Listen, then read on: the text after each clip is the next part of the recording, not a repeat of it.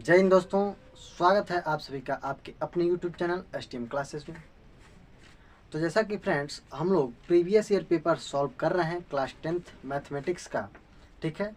तो इसमें हम 2020 का पेपर जो है सॉल्व कर रहे थे। उसमें का हमने 5वें नंबर का ख नंबर तक का क्वेश्चन हमने देख लिया है, ठीक है। अभी हमको नेक्स्ट क्वेश्चन देखना है जो 5वें का गौ, ठीक है, 5वीं का गौ देखना है। और 5वीं का जो गौ नंबर का क्वेश्चन है वो दिया है हमको प्रूव करने का, जो कि एक ट्रिग्नोमेट्री का है, मतलब त्रिकोणमिति चैप्टर से है, ठीक है। तो क्वेश्चन देखिएगा, प्रूव करना है हमको। क्या प्रूव करना है? तो कॉस ए अपॉन में 1 माइनस टेन ए माइनस साइन स्क्वायर ए अपॉन में कॉस ए माइनस साइन ए।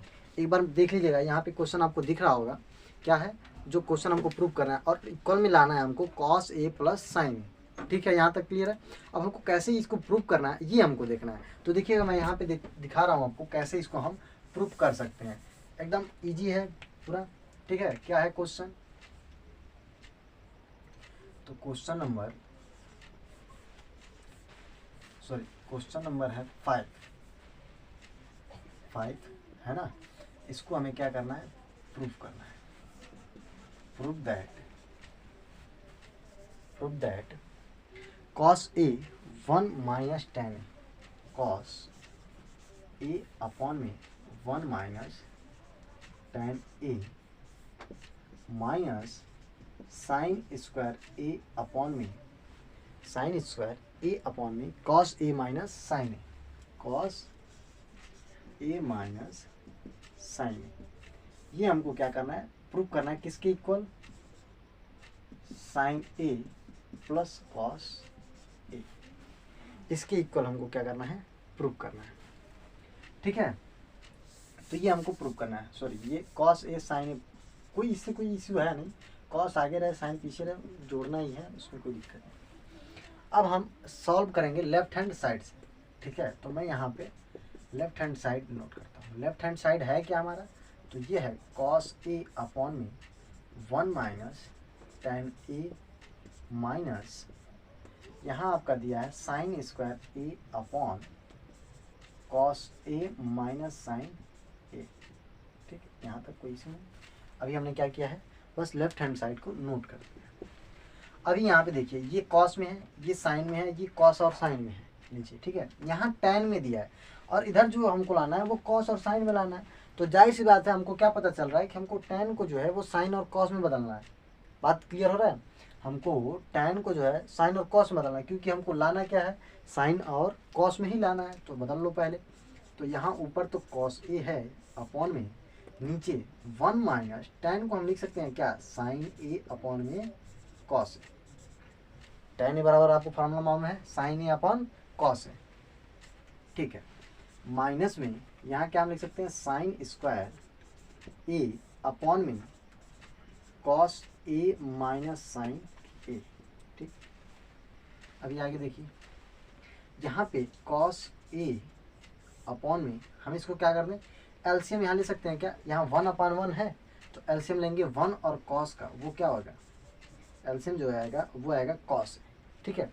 अब 1 से डिवाइड करते हैं कॉस ए में, कॉस ए का मल्टीप्लाई 1 में करते हैं तो वो हो जाता है हमारा कॉस ए। क्लियर हो रहा है? फिर माइनस है, माइनस कॉस से कॉस को डिवाइड करते हैं तो बचता है 1, और 1 का मल्टीप्लाई साइन में अगर हम कर दें तो ये होता है साइन। ओके, यहाँ तक कोई डाउट नहीं। फिर माइनस में ये जैसे है वैसे नोट कर दो, कॉस ए माइनस में साइन ए। ओके, अभी हमको यहाँ का जो कॉस है, जैसे ये पूरा एक फ्रैक्शन में आ गया, नीचे फ्रैक्शन के नीचे फ्रैक्शन, मतलब डिनोमिनेटर में ये फ्रैक्शन आ गया। इसको हमको क्या करना है? चेंज करना है। तो कैसे होता है? ऊपर वाला तो ऐसे ही रहेगा, ठीक है। और ये जबकि डिवाइड में है तो मल्टीप्लाई में आ जाएगा, और क्या हो जाएगा? कॉस ऊपर चला जाएगा और नीचे आ जाएगा आपका क्या? ये जो इसके वाले ऊपर का था, तो कॉस ए माइनस में साइन ए आ जाएगा यहाँ पे। बात क्लियर हुआ? फिर माइनस में साइन स्क्वायर ए अपॉन में यहाँ क्या है? कॉस ए माइनस साइन ए। ये तो ऑलरेडी हमको यहाँ दिया है, ठीक है। कॉस ए माइनस साइन ए दिया है। अभी हम क्या कर सकते हैं? इसका क्या हो जाएगा? स्क्वायर हो जाएगा। कॉस स्क्वायर ए अपॉन में cos A minus sine A, cos A minus sine A minus में साइन स्क्वायर ए अपॉन में ये हमारा बचेगा इधर कॉस ए माइनस साइन ए। यहाँ तक कोई दिक्कत नहीं, यहाँ तक पूरा क्लियर हो रहा है ना। ठीक है, अब इसके आगे मैं इधर लिख रहा हूँ, इसके आगे मैं इधर नोट कर दे रहा हूँ। ठीक है, देखिएगा ये और ये नीचे का जो दोनों डिनोमिनेटर है वो दोनों हमारा क्या है, ये दोनों इक्वल हैं। ठीक है, देखिए सेम सेम है, जब सेम है तो इन दोनों का एलसीएम जो आएगा वो क्या आएगा, कॉस ए माइनस साइन ए ही रह जाएगा। इन दोनों का एलसीएम, दोनों का एलसीएम सेम रह जाएगा। ठीक है, तो जब ये नीचे सेम है तो ऊपर वाला जो नॉर्मल हम उसको घटा देते हैं वैसे ही। अगर नहीं समझ आ रहा तो ऐसे समझ लीजिए, हम इस कॉस ए माइनस साइन ए से इसको डिवाइड करते हैं, जो एलसीएम लाते हैं, तो कितना आएगा 1 आएगा, और 1 से मल्टीप्लाई करेंगे इसको नोमिनेटर यानी कि इसके अंश में, तो इसका अंश कितना है, कॉस स्क्वायर ए है। तो कॉस स्क्वायर ए में 1 का गुणा करेंगे तो क्या आएगा, कॉस स्क्वायर में ए, माइनस है माइनस लगा देंगे, फिर वही काम इससे डिवाइड करो। ठीक, फिर उसका मल्टीप्लाई साइन में कर दो तो साइन स्क्वायर 1 का मल्टीप्लाई साइन स्क्वायर। वही चीज़ मैं बोल रहा था कि जब डिनोमिनेटर सेम होता है तो उससे एलसीएम भी सेम आएगा वही, और उसके बाद ऊपर वाला जो रहता है वही हमारा घट जाता है, अगर प्लस रहता है तो जुड़ जाता है दोनों। ठीक है, उसमें कोई चेंज नहीं होता। अभी देखिए यहाँ पे क्या करेंगे, यहाँ पे हम देख रहे हैं हमको कॉस ए माइनस साइन ए अगर कैंसिल करना है तो इसको कैसे कर सकते हैं। यहाँ पे हमको दिख रहा है अगर हम इस टोटल को ए मान लें, कॉस ए को मान लें ए और साइन ए को मान लें बी, तो क्या यहाँ पे देखिएगा अगर ये दिया formula A square minus B square, यहाँ लिख रहा हूँ, चूँकि A square minus B square equal में क्या आता है, एक बार ए प्लस बी होता है एक ब्रैकेट में और गुणे में ए माइनस बी, मतलब ए प्लस बी इंटू ए माइनस बी, ये फार्मूला होता है किसका, ए स्क्वायर माइनस बी स्क्वायर। ठीक है, कर लीजिए क्या होगा यहाँ पे, तो यहाँ पे इसको मैं ए मान लूँ और ये बी, तो ए स्क्वायर माइनस बी स्क्वायर, तो एक बार ए प्लस में बी यानी कि कॉस ए प्लस में साइन ए, एक बार प्लस और दूसरी बार इसको हम माइनस में ले लें तो cos A minus sine A divide by cos A minus में साइन ए। अभी हम क्या कर सकते हैं, इसको काट सकते हैं, इससे हम इसको काट सकते हैं क्योंकि ये भी मल्टीप्लाई में है सर। तो ऊपर बचेगा क्या हमारा, ये बचेगा कॉस ए प्लस में साइन ए। अब यही जो हमको लाना था ये आ गया कि नहीं आ गया, बताइए आ गया। तो ये किसके इक्वल हो गया, ये हो गया हमारे राइट हैंड साइड के। क्या हम लिख सकते हैं, अतः लेफ्ट हैंड साइड इक्वल में राइट हैंड साइड, और ये हमारा क्या हो गया, प्रूव्ड। यहाँ तक क्लियर है, नो डाउट। बताइए अगर यहाँ कोई भी डाउट आए तो आप कमेंट बॉक्स में कमेंट कर दीजिए, इसका फिर हम उसको आपको डाउट को क्लियर कर देंगे नेक्स्ट वीडियो में। ठीक है, तो फिलहाल अभी इसका आप अगर स्क्रीनशॉट लेना है तो स्क्रीनशॉट ले लीजिए, या फिर वीडियो को स्टॉप करके यहाँ पे इसको आप नोट कर सकते हैं। ठीक है, चलिए तो एक बार मैं साइड हो जाता हूँ, आप स्क्रीनशॉट ले लीजिए। ठीक है, तो अभी हमको क्या करना है, अब इसके हमको नेक्स्ट क्वेश्चन देखना है। ठीक है, तो नेक्स्ट क्वेश्चन देखा जाएगा, उससे पहले मैं इसको इरेज कर दूँ। ठीक, कोई बात नहीं, इसको मैं इरेज कर देता हूँ। अभी हमको पढ़ने क्वेश्चन नंबर 6, सॉरी 5वें का घ भी है इसमें, क्वेश्चन नंबर 5वें का घ भी है, वो पढ़ लेंगे फिर हम आएंगे 6 नंबर पे।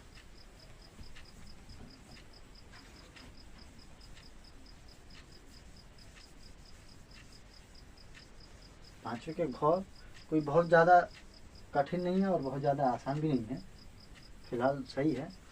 सांख्यिकी से दिया है क्वेश्चन, क्या दिया है, सांख्यिकी चैप्टर है उससे दिया है हमको। ठीक है, क्या देखिए घ नंबर का जो क्वेश्चन है वो बोल रहा है पानी बचाओ अभियान, क्वेश्चन आपको दिख रहा होगा बोर्ड पे। ठीक है, पानी बचाओ अभियान के प्रति जागरूकता के लिए एक कॉलोनी के 30 घरों का सर्वे करके पानी की मासिक खपत का व्यय निम्न सारणी में दिया गया है। एक सारणी बनाया नीचे, उसमें दिया गया है। ठीक है, फिर क्या कह रहा है कि माध्य व्यय ज्ञात कीजिए। इसमें क्या ज्ञात करना है हमको, माध्य व्यय ज्ञात करना है। बात समझ में आ रहा है, एक जो है पानी बचाओ अभियान है उसका उसका जो है हमको जागरूकता जैसे किया गया है, ठीक है, कॉलोनी में, जो कि कॉलोनी के 30 घरों में सर्वे किया गया है, ठीक है। तो उसका मासिक खपत व्यय निम्न सारणी में जो दिया है, हमारे यहाँ पे सारणी दिख रहा होगा आपको, वो दिया गया है, ठीक है।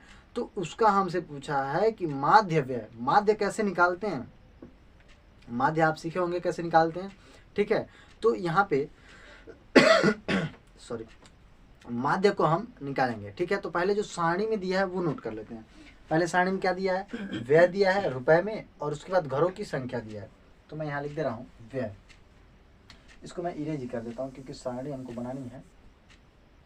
तो क्वेश्चन नंबर 5 का घ, पिछला वाला 5 का ग था, वहाँ पे मैंने लिखा नहीं था, 5 लिख के छोड़ दिया था, तो वो 5 का ग था, यहाँ पे 5 का घ, ठीक है। तो यहाँ पे सबसे पहले जो सारणी दिया है हमारा, तो यहाँ पे लिखा है व्यय, व्यय दिया है वो किस में दिया है, रुपए में, व्यय जो है वो आपका रुपए में है। और यहाँ दिया है घरों की संख्या दिया है, ठीक है। यहाँ व्यय दिया है रुपए में, और उसके बाद इधर दिया है घरों की संख्या। तो ये कितना कितना दिया है भाई, देख लें, ठीक है। तो 65 से 68, 68 से 71, 65 से 68, 68 से 71, 71 से 74, 74 से 77, और ये ऐसे कहाँ तक गया है, 86 तक गया है। तो 77 से फिर ये हमारा चला जाएगा 80, 80 से 83, और फिर 83 से ये कहाँ जाएगा, 86, ठीक है, 86 यहाँ तक गया है। फिर इधर जो है वो है 2438, 2438 742, 742, देखिएगा ये हमको सारणी जो है वो ऑलरेडी दिया हुआ है, ठीक है। तो ये तो दिया हुआ है, हमको निकालना है क्या चीज़, हमको निकालना है माध्य व्यय। क्या निकालना है, यहाँ पे मैं लिख दे रहा हूँ माध्य, हमको क्या निकालना है, माध्य व्यय निकालना है, ठीक है। तो माध्य जब निकालते हैं, यानी कि यक्स पर बार अगर निकालना हमको, तो क्या फार्मूला होता है, देखिए 3 मेथड उठते हैं माध्य निकालने के, ठीक है। तीनों में से आप कोई भी यूज कर सकते हैं। तो मैं यहाँ पे प्रत्यक्ष विधि लगा रहा हूँ, ठीक है। तो पहला विधि जो है प्रत्यक्ष विधि, यहाँ पे प्रत्यक्ष विधि में क्या होता है, sigma F I x I divide by sigma F I, ये फार्मूला है। कौन से मेथड से, प्रत्यक्ष मेथड से। तो यानी कि हमको एफ आई चाहिए, यक्स आई चाहिए, तो उसका मल्टीप्लाई और उसका सम, मल्टीप्लाई होने के बाद उसका योग, फिर नीचे जो बोल रहा है वो बोल रहा है एफ आई का योग, ठीक है। तो यहाँ पे हम देखेंगे, देखिए जब ऐसे दिया है तो ये अंतराल रहता है, वर्ग अंतराल है। इसके बाद जो यहाँ दिया है घरों की संख्या, ये हमारा होता है एफ आई, इसको हम क्या लिखते हैं, एफ आई, ठीक है। ये एफ आई हो गया। तो एफ आई का टोटल योग भी पूछा है ना, तो हम यहाँ पे टोटल योग निकालेंगे किसका, एफ आई का। तो यहाँ मैं लिख दे रहा हूँ योग, कुल योग लिख दे रहा हूँ, क्या लिख रहा हूँ, कुल योग, कुल योग। इस वाले लाइन में हम लोग कुल योग लिखेंगे। तो किसका कुल योग भाई, तो ये एफ आई का कुल योग मतलब सिग्मा, सिग्मा कितना आएगा देखो, 2 और 4 6, 6 3 9, 9 8 17, 17 7 24, 24 4 28, 28 2 30। अभी बोला था ना 30 घरों में, तो ये घरों की संख्या वो कितनी हो जाएगी जोड़ के, 30 तो आनी थी, ठीक। अभी हमको जो है एक्स आई निकालना पड़ेगा। देखिए एफ आई तो हो गया, एक्स आई निकालेंगे तभी ना उसका मल्टीप्लाई निकालेंगे, मल्टीप्लाई निकालने के बाद फिर उनको जोड़ना है। तो इसके बाद हमको निकालना है यक्स आई, और यक्स आई क्या होता है भाई, वो होता है मध्य बिंदु सॉरी। देखिए यहाँ पे ये और ये 65 और 68 है, उसका बीच वाला नंबर कौन सा है, वो होता है। यानी कि हम इसको अगर बात ऐसे करें कि यक्स आई निकालना है, तो हम कह सकते हैं कि 65 प्लस में ये वाला 65 प्लस में 68 जोड़ दें, और डिवाइड बाई कितना 2 जोड़ लीजिए, ये कितना आ जाएगा, 60 और 60 120, और 8 5 13, 13 और 133 डिवाइड बाई 2, और डिवाइड करेंगे तो कितना आएगा 6 6 दूनी 12, और 6 दूनी 12, फिर दशमलव में 5, 66.5 आएगा कि नहीं आएगा? तो यहाँ पे 66.5 यक्साई हो गया यहाँ। वही चीज़ इसको जोड़ेंगे फिर डिवाइड करेंगे। देखिए कैसे इसको हम जोड़ के बार बार डिवाइड नहीं करेंगे, मैं यहाँ पे बता दे रहा हूँ। 65 से लेके 68 तक जाने में कितना डिफरेंस आ रहा है? 3 का। तो इसमें 3 और ऐड करते जाइए, यानी कि यहाँ पे 69.5, फिर 72.5, 75.5, फिर 78.5, फिर इसमें 3 ऐड कर दोगे तो हो जाता है तुम्हारा 81.5, और फिर उसमें 3 ऐड करोगे तो 84.5। ये हमारा क्या आ जाता है? यक्स आई आ गया। तो ये बताइए, यफ आई आपने यहाँ से देख लिया, उसका योग निकाल लिया हमने, तो ये तो कर लोगे, आसान है। फिर उसके बाद यक्स आई और यक्स आई का अब हमको योग नहीं निकालना, हमको जरूरत नहीं है। यहाँ पे देखिए हमको जरूरत किसका पड़ रहा है? F I multiply by X I. तो हमको निकालना पड़ेगा यफ आई गुणे में यक्स आई। मल्टीप्लाई है भाई, ध्यान दीजिएगा। तो यफ आई ये और यक्स आई ये, इसका मल्टीप्लाई करेंगे तो ये हम यहाँ पे लिख लेंगे, और इसको लिखने के बाद इसका योग हम निकालेंगे सिग्मा यफ आई यक्स आई का मान, क्योंकि यही हमको पूछा है ऊपर। तो 2 का मल्टीप्लाई कर दो, 2 5 10 के 0 हासिल 1, 2 6 के 12, 1 13 के 3 हासिल 1, और 2 6 के 12, 1 13, 1 अंक पे 10वां, 1 अंक पे 10वां आ गया। 0 की कोई वैल्यू रहा नहीं, फिर भी मैं लिख दे रहा हूँ यहाँ पे 10वां में 0। अभी 4 है, 4 का इसमें मल्टीप्लाई करो, 4 5 20 के 0 हासिल 2, और 4 9 36, 2 38 के 8 हासिल 3, और 4 6 के 24 और 3 27 हो जाएगा। कितने अंक पे 10वां? 1 अंक पे। 3 से तो 3 5 15 के 5 हासिल 1, 3 दूनी 6 1 7, और 3 7 21। कितना अंक पे 10वां? 1 अंक पे। फिर 8 से इसमें करना है, तो 8 5 40 के 0 हासिल 4, 8 5 40 4 44 के 4 हासिल 4, 8 7 56 और 4 60, 1 अंक पे 10वां। अभी यहाँ पे 7 से मल्टीप्लाई करना है, 7 5 35 के 5 हासिल 3, 7 8 56 और 3 56 और 3 59 के 9 हासिल 5, 7 7 49 और 5 कितना हो जाएगा? 49 और 5 54। कितना अंक पे 10वां? 1 अंक पे 10। 4 से फिर इसको मल्टीप्लाई करना है, इसमें 4 5 20 के 0 हासिल 2, 4 करने 4 2 6 और 4 8 32। कितने अंक पे 10वां? 1 अंक पे 10वां। 2 से काटो, 2 5 10 के 0 हासिल 1, 2 चौको 8 1 9 और 2 8 16। कितने अंक पे 10वां? 1 अंक। अब इन सब को जोड़ना है, बात समझ में आ रहा है? तो जोड़िएगा 0 के पहले का नंबर, तो 0 0 5 5 हुआ, 0 फिर 5 यानी कि 10 हो गया टोटल। 10 के 0 10 लगाया तो लगा देंगे, 1 हासिल बचे। अब 3 8 और 3 8 3 11, 11 7 18, 18 4 22, 22 9 31, 31 6 37, 37 और 9, 37 और 9 कितना हो जाएगा आपका? तो 37 और 9 जो हो जाएगा वो 46, 46 और एक हासिल बचा था 47 के साथ हासिल 4, 47 के साथ हुआ हासिल 4। अब देखिए 3 और 7, 7 3 10, 10 और 10 और 1 2 अंक ले रहा हूँ, 10 1 11, 11 और 0 जोड़ेंगे जी 11 होगा, 11 में 4 15, 15 2 17, 17 6 17 और 6 23, और जो हासिल 4 है वो 27, 27 के साथ हासिल कितना? 2, 1 और 2 1 3, 3 2 5, 5 और 6 11, 11 5 16, 16 3 19, 19 1 19 और 1 20 और 2 हासिल 22। तो आ गया ये 2277। कितना आया? 2277। देखिए यहाँ 10वां के बाद 0 जो है, मैं यहाँ पे थोड़ा सा बड़ा लिख रहा हूँ, थोड़ा सा इधर बढ़ा के मैं लिख रहा हूँ। 2277, 10वां में 0 रहता है, तो उसमें 0 की वैल्यू है नहीं 10वां के बाद। अभी हमको ये निकल गया क्या? सिग्मा एफ आई एक्स आई और सिग्मा एफ आई भी निकल गया। तो फार्मूले के हिसाब से अगर देखें हम, फार्मूले के हिसाब से देखें, चूँकि माध्य व्यय, चूँकि माध्य व्यय जो है वो कितना है यक्स पर बार, उसको हम लिख सकते हैं ना।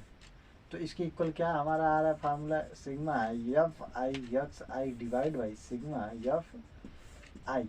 रख दीजिए मान।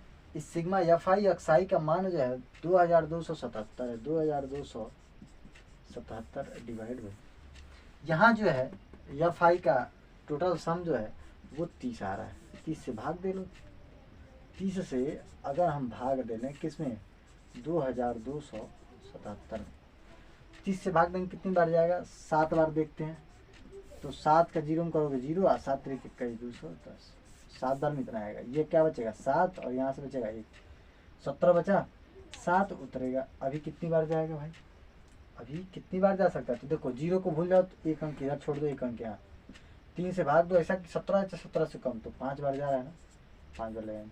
5 का जीरो में करोगे 0, 5 3 15, कितना बचेगा यहाँ 7, और यहाँ कितना बचेगा 2। देखिए अभी सारे नंबर नोट हो चुके हैं, सारे नंबर नोट हो चुके हैं। अभी हमको क्या करना पड़ेगा, तो देखिए दशमलव लगाना पड़ेगा। क्या करना पड़ेगा, दशमलव लगा दिया हमने। अब इससे कितनी बार ले जाओगे कि 27। देखिए दशमलव लगाया तो 0 बढ़ेगा ना, कितनी बार जाएगा, तो देखिए 0 से 0 छोड़ दीजिए, तो 3 का टेबल पढ़ेंगे क बार, 9 बार में 3 9 27 हो जाता है। तो ये आ गया हमारा टोटल आंसर। अगर देखा जाए तो वो कितना आया, 75.9। ये हमारा माध्य व्यय आता है, 75.9। यहीं तक बस निकालना, इससे ज़्यादा हमको कुछ और नहीं पूछा है इसमें। हाँ ये अगर दिया होता कि किस मेथड से निकालना, जैसे क्या है कि माध्य निकालना जो है वो 3 मेथड है। एक प्रत्यक्ष विधि, दूसरा कल्पित माध्य विधि, ठीक है, और तीसरा जो होता है पग विचलन विधि।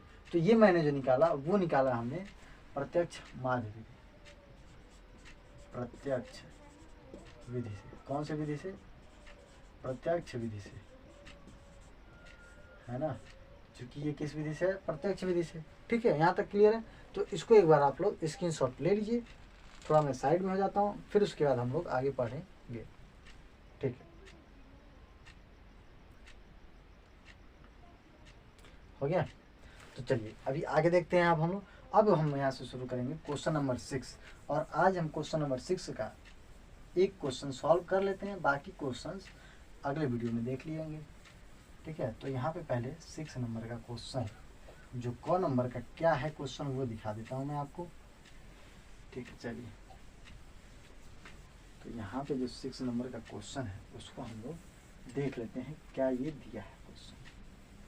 तो समझिएगा, क्वेश्चन नंबर 6 कितने नंबर का क्वेश्चन नंबर 6 जो दिया है उसको हमको क्या करना है, सॉल्व करना है। ठीक है, तो क्वेश्चन नंबर 6 क्या दिया है, देखिए क्वेश्चन नंबर 6 में कह रहा है सभी खंड कीजिए। पहले क्या कह रहा है, सभी खंड कीजिए। ठीक है, दिख रहा है।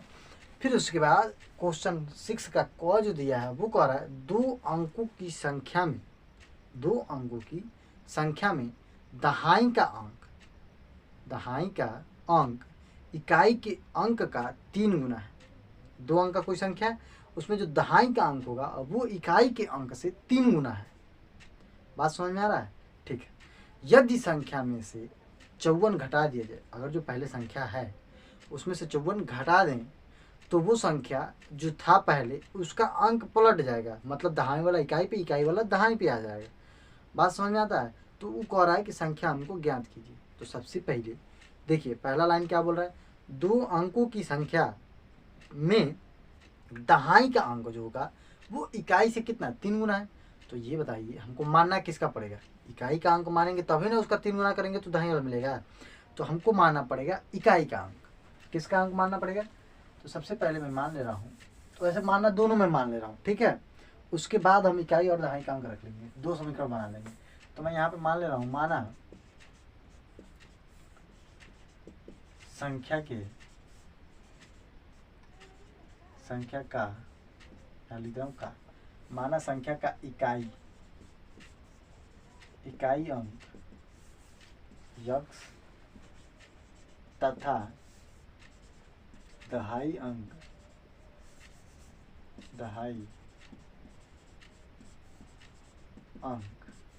y है ना।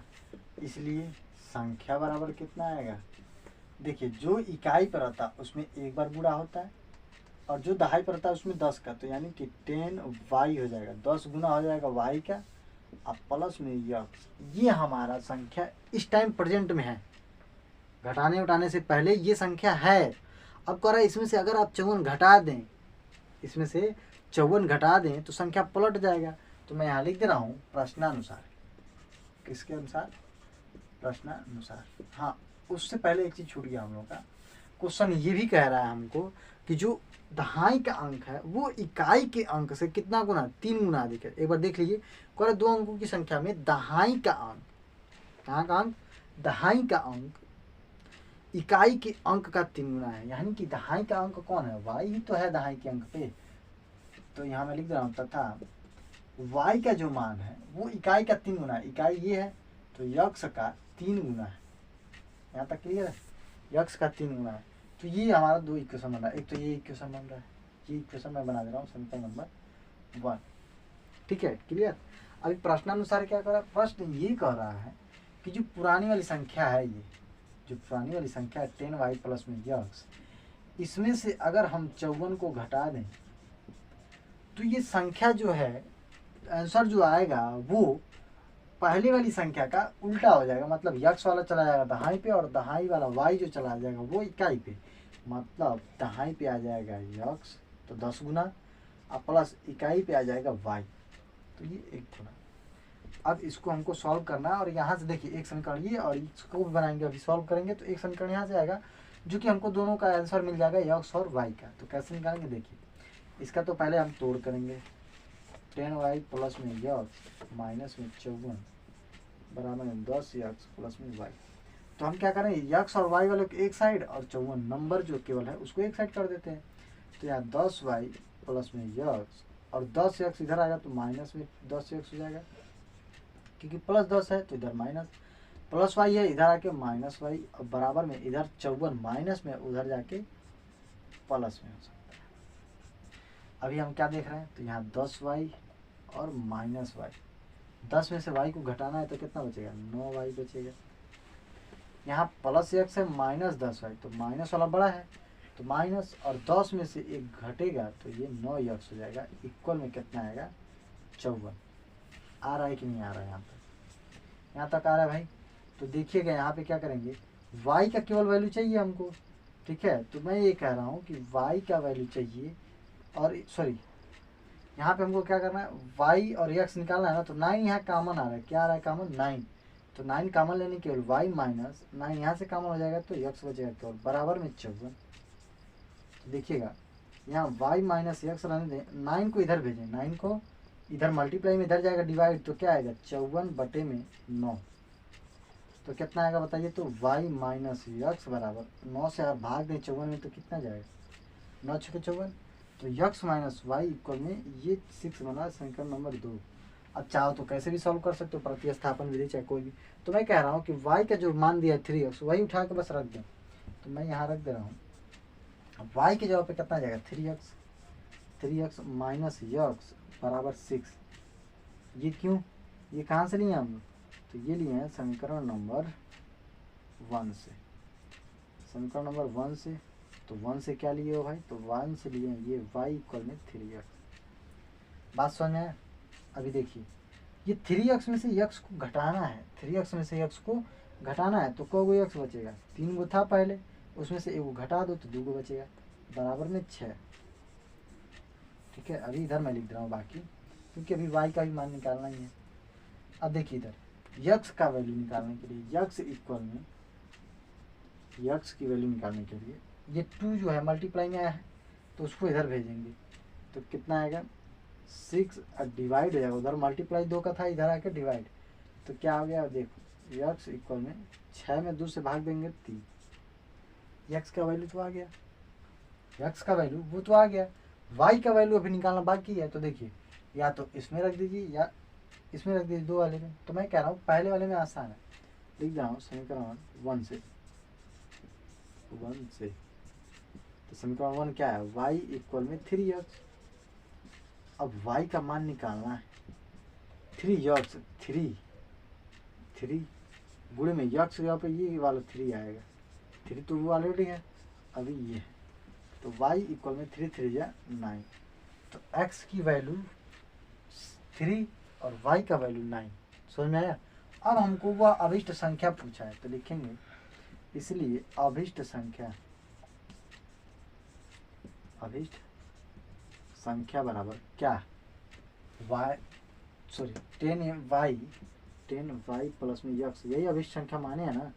तो 10 अब y के जगह पे कितना, y के जगह पे 9 प्लस में यक्स, यक्स का मान कितना निकाले हम लोग, 3 निकाले हैं, 3 रख दो, ठीक है 10 9 90, अब प्लस में 3 इक्वल में कितना आएगा 93। ये हमारा हो जाएगा आंसर। बात क्लियर है यहाँ तक? बात क्लियर हुआ कि नहीं हुआ बताओ भाई, एक बार बता दो सब क्लियर है।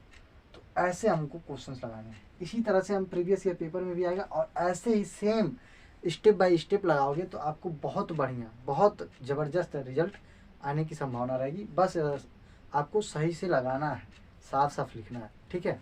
तो चलिए, उम्मीद है मुझे आज के जो जितने क्वेश्चन होंगे अच्छे लगे होंगे, और ऐसे ही आप लोग प्रैक्टिस करते रहिए, ठीक है। जो ना समझ में आए आप हमको क्वेश्चन जो है वो या तो कमेंट में बोल दीजिए, या फिर क्वेश्चन हमको आप टेलीग्राम ग्रुप में भेज सकते हैं। टेलीग्राम ग्रुप बना हुआ है, आप जाके चैनल के अबाउट सेक्शन से वहाँ से ज्वाइन हो सकते हैं टेलीग्राम पे, ठीक है। या फिर इंस्टा पे आप हमको सेंड कर दीजिएगा, ठीक है।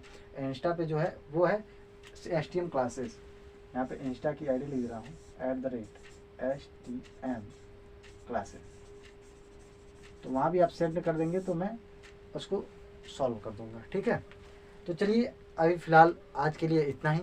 अगर आपको वीडियो जो है पसंद आया हो, क्वेश्चन मज़ेदार थे, तो आपको क्या करना है, वीडियो को लाइक करना है, और अगर चैनल पे नए हैं तो चैनल को सब्सक्राइब करिएगा। साथ ही अपने दोस्तों के पास और व्हाट्सएप ग्रुप में, या जितने भी आपके पास ग्रुप होंगे उसमें सभी को क्या करना है, सेंड करना है, ठीक है। तो चलिए, इसी के साथ जय हिंद दोस्तों।